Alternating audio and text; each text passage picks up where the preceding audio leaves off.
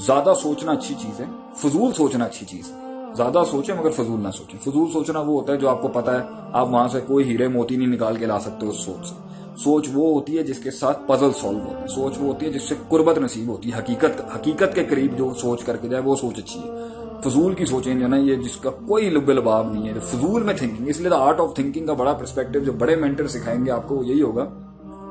یہ ڈومین میں نہیں جانا، یہ ڈومین میں رہنا ہے اور اس ڈومین سے باہر نہیں جانا۔ بہرحال اور کیا چل رہا ہے جی؟ ہاں، یہ ایک بڑا مسئلہ آج جو میں نے سوال، مستقل مزاجی پرسسٹنٹ کیسے ہوں، کنسسٹنٹ کیسے ہوں، کیسے جو ہے ہم اس دنیا میں، تو میں چاہ رہا ہوں اور لوگ بھی ابھی لاگ ان ہو جائیں، ایک دوسرے کو میسیجز کر کے بولیں جی یہ بڑا مسئلہ ہے، میں چاہتا ہوں ذرا یہ تھوڑا سا لوگ اور آ جائیں ابھی اس کے اندر۔ دس از اے بگ کویسچن جو میں آج ایڈریس کرنا چاہتا تھا کہ مستقل مزاجی کیسے ہے، پرسسٹنٹ کیسے ہوں۔ میں کام شروع کرتا ہوں وہ نکل جاتا ہے، وہ گر جاتا ہے، وہ رک جاتا ہے، میں نہیں اسے کنٹینیو کر سکتا۔ تو اگر آپ لوگ ٹیگ بھی کرنا چاہیں کسی کو تو آپ کریں جی، میں اس کا جواب اب دینے لگا ہوں کہ جی مستقل مزاجی کیسے کی جائے گی۔ بہرحال یہ تو 40 سوال تھے تو 9 بھی نہیں پورے ہوئے، ٹھیک ہے۔ مستقل مزاجی خود سے اپنے آپ سے کیسے مل سکتے ہیں، آپ اپنے آپ کو کیسے جان سکتے ہیں۔ خود شناسائی کا ایک سوال ہے، کنسسٹنسی کا بھی سوال ہے۔ چلیں جی، لیٹس ہٹ دا روڈ۔ انسان مستقل مزاج اس لیے نہیں ہوتا، کنسسٹنٹ اس لیے نہیں ہوتا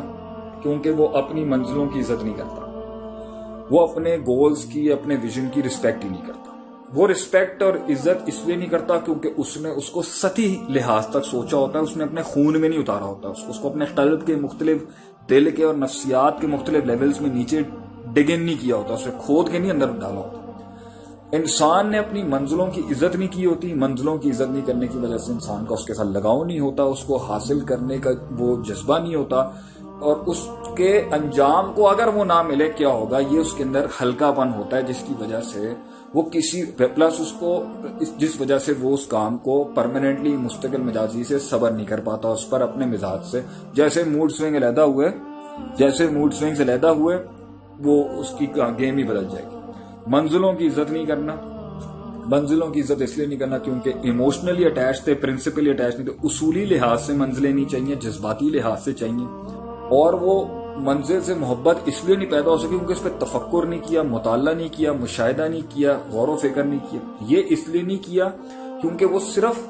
سطحی لحاظ سے پسند تھی، وہ چیز وہ خون میں نہیں اتری ہوئی تھی، اندر کلیجے کے پرسیپشنز ڈیپ ڈاؤن ڈگڈ نہیں تھی، اس لیے وہ دیکھی میں نے 1 منٹ میں اس کو پسند کیا، میرا اس کی طرف رخ ہو گیا، اب مجھے وہ پسند آ گیا جی، میں اس کی طرف رخ ہو گیا۔ بیٹھ کے سوچ کے اس کو اتار کے اس کے حسن کو، اس جمال کو، اس کمال کو، اس تکمیل کو، اس تجمیل کو، اس تحسین کو، اس تشریف کو، اس تکریم کو اتارا ہی نہیں ہے اپنے اندر، یار یہ کیا چیز ہے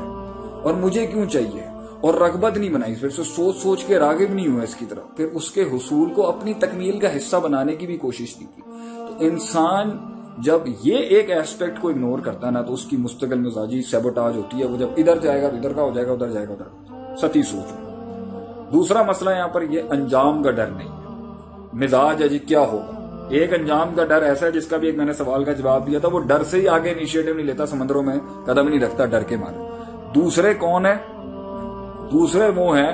جو اس ٹائم پر اللہ آپ کا بھلا کرے وہ انجام کا ڈر ہی نہیں ہے، وہ اتنے ویلے ہیں، وہ کہنا سانوں کوئی فرق ہی نہیں پڑتا، وہ یہ مزاج بھی انسان کی کنسسٹنسی توڑتا ہے۔ تیسرا ایک انسان جو ہے وہ سٹک اپ ہوتا ہے کسی ایک اسپیسیفک فیز کے اندر جس کی وجہ سے وہ انیشیٹو میں مستقل مزاج نہیں بنا سکتا، ہی از اے سٹک اپ کیس، وہ اٹک گیا ایک جگہ کے اوپر، جذبات، اس کی ای کیو آئی کیو، اس کی مینٹیلٹی اٹک گئی ایک جگہ کے اوپر، نکل نہیں پا رہا، ایوالو بھی نہیں ہو رہا وہاں سے۔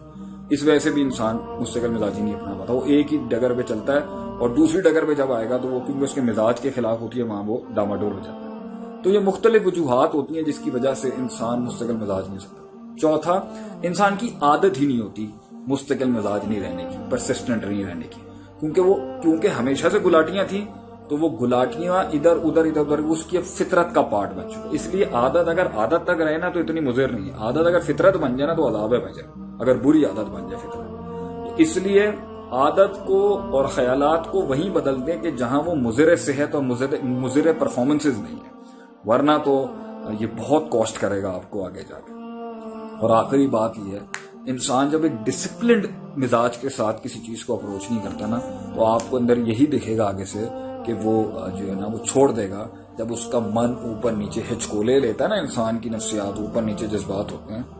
پرنسپل بنائیں اپنے آپ کو، اصولی لحاظ سے کرنا ہی کرنا ہے۔ اس لیے حدیث میں آتا ہے الصبر بالتصبر، صبر کرانے سے آتا ہے، کرتے رہیں گے، ہمیں پتہ ہے ہمیں نہیں کرنا ہے، ہمیں پتہ ہے یہی کرنا ہے، یہی طریقے کا۔ ایک اور مسکنسیپشن ہوتی ہے جس کی وجہ سے انسان کنسسٹنٹ نہیں ہو سکتا، شارٹ کٹس، کرٹیلنگ، چور رستے، ٹوپی ڈرامے